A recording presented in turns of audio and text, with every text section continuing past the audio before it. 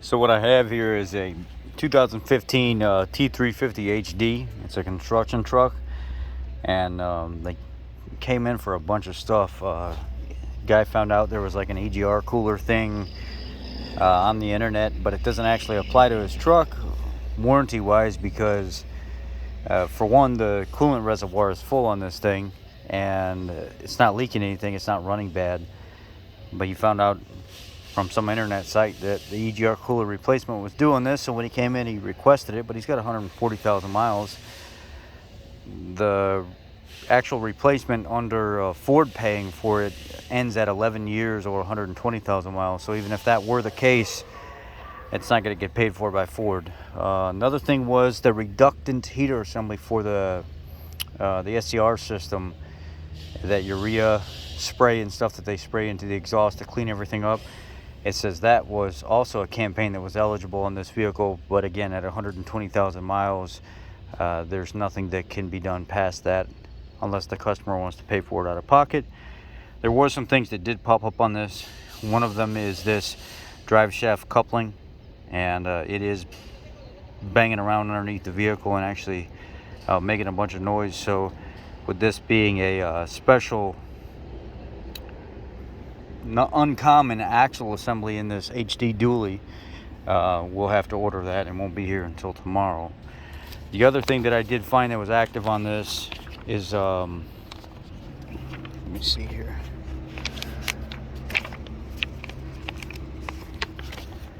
is the NOx sensor new vehicle delivery hold 21E01.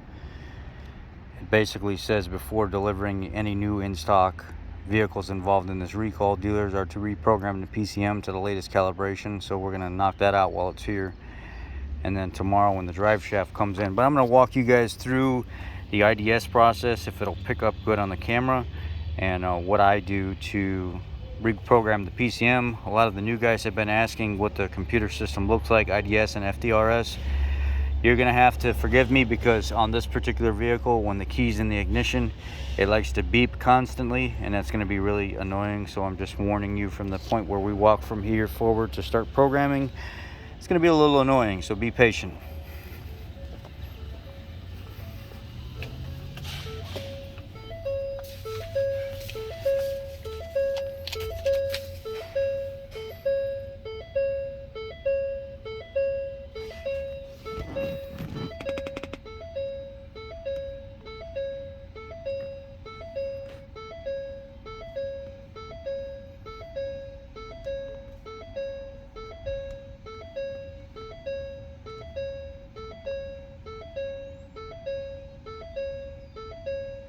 So I'm going to identify the vehicle up here in the top left corner.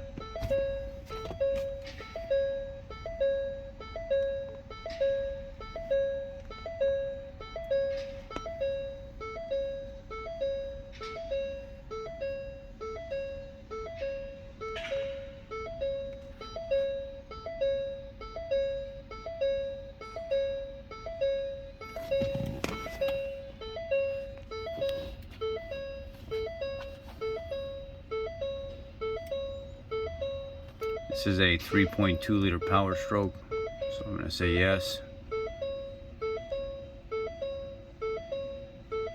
I hate this beep.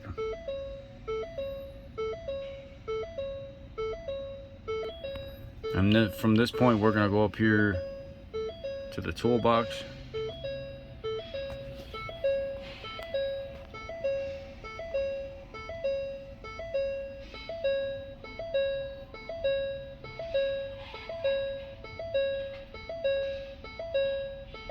Come on, man. I hate this computer. It looks like the biggest it's the crappiest computer in the shop. Make one wrong move, it kicks out while you're programming all the time. I mean, we really do need to update, but it ain't my money.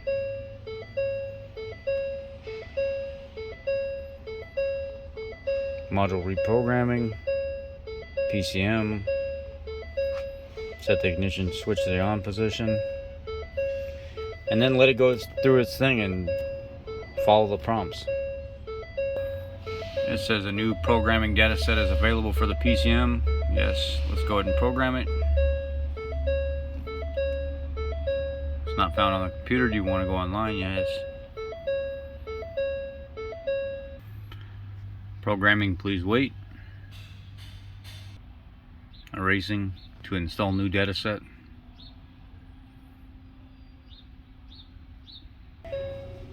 So programming complete. It says turn the ignition off. Okay. Ignition is off. Ignition is off.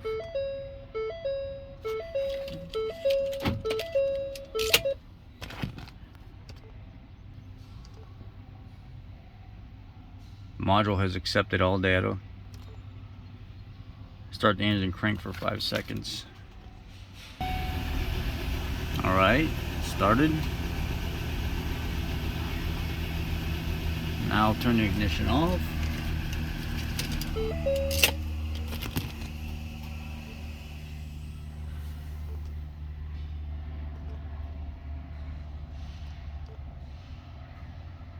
Set the ignition switch on.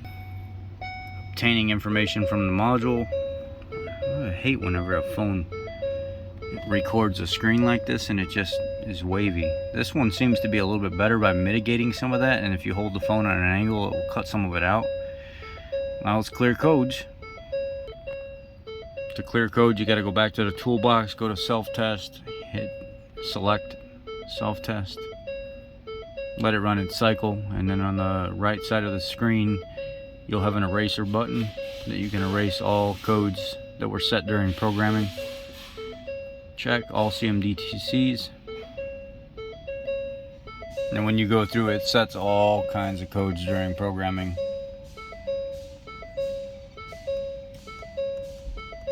All these. So then just go over here to the eraser.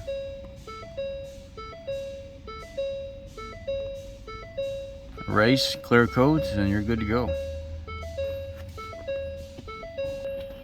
Cleared codes, going back through and rechecking. You know, codes pop back up to see fault. Permanent do not diagnose would be the reductant heater, and that's what, if it was in that 120,000 miles, that's what one of the customer service programs would have taken care of. But the fact that it's not, typically that unit, that whole entire unit inside the def tank needs to be replaced. But because it's not part of it, we can't do anything unless the customer wants it done, so I'll mention it. But anyhow, that's basically going through IDS, looking at CSPs that are available for customer vehicles, and then applying the ones that I can take care of that they didn't know about, so it can get done, so they don't eventually have to pay for it out of pocket. Unless it's some kind of emissions or safety thing, they would never have to pay it out of pocket. But the hard fault stuff for the EGR cooler and the reductant tank that are replaceable parts, you know, once it gets so far out of mileage, that's on the customer to replace at that point. But a little bit of overview on how the IDS system works for you guys that were asking. Just pretty basic, old school technology still. Thanks, guys.